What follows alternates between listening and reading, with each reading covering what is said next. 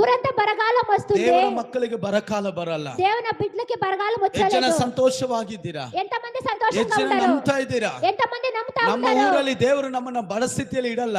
మన దేవుడు మమ్మల్ని బడ స్థితిలో పెట్టలేదు. ನನ್ನ ದೇವರು ಜ್ಞಾನದಲ್ಲಿ ಆತನ ಶಕ್ತಿಯಲ್ಲಿ ಕಾರ್ಯ ಮಾಡುವ దేవుడు ದೇವರಾಗಿದ್ದಾನೆ. మన జ్ఞానానికి శక్తికి మీరే పని చేసే దేవుడు ಆ అయినారు. ಮೇಘ ಸ್ತಂಭವು ಐಗುಪ್ತ ದೇಶ ಪಾಳೆಯವೆಲ್ಲ ಇಸ್ರೇಲ್ ಪಾಳೆಗೂ ಅದರ ನಡುವೆ ನಿಂತು ಅವರಿಗೆ ಕತ್ತಲೆ ಇವರಿಗೆ ಬೆಳಕು ಕೊಡುವಂತೆ ಮಾಡಿದ ದೇವರು. ఆ మేఘ స్తంభ ఐగుప్త దేశ పాళ్యగారు ఇశ్రాయేల్ పాళ్యారని మధ్యలో నిలిచి వాళ్ళకి వెలుగు రాత్రిలో వెలుగు పొగలు ఇచ్చే దేవుడు అయ్యిండారు. ಎಷ್ಟು ಜನ ಸಂತೋಷವಾಗಿದ್ದೀರಾ? ఎంతమంది సంతోషంగా ಎಷ್ಟು ಜನ ఉన్నారు? ಸಂತೋಷವಾಗಿದ್ದೀರಾ? ఎంతమంది సంతోషంగా ನಮ್ಮ ఉన్నారు? ದೇವರು ನಮ್ಮ ಪಕ್ಷದಲ್ಲಿ ಇದ್ದಾನೆ. మన దేవుడు మన పక్షంలో ನಮ್ಮ ఉన్నారు. ದೇವರು ನಮ್ಮನ್ನ ಕಾಯುವ మన ದೇವರಾಗಿದ್ದಾನೆ. దేవుడు మనల్ని కాచే ಆತನ దేవుడు ಮೇಘ అయ్యిండారు. ಸ್ತಂಭ ಅಗ್ನಿ ಸ್ತಂಭ ನಮ್ಮನ್ನ ಕಾಯುವಂತದಾಗಿದೆ. అక్కడ మేఘ స్తంభంగా అగ్ని స్తంభంగా దేవుడు మమ్మల్ని కాస్తారు. ಹಲ್ಲೆಲೂಯಾ. హల్లెలూయా. ಧರ್ಮೋಪದೇಶ ಕಂಡ 1ನೇ ಅಧ್ಯಾಯ 33ನೇ ವಾಕ್ಯ ಹೇಳ್ತದೆ.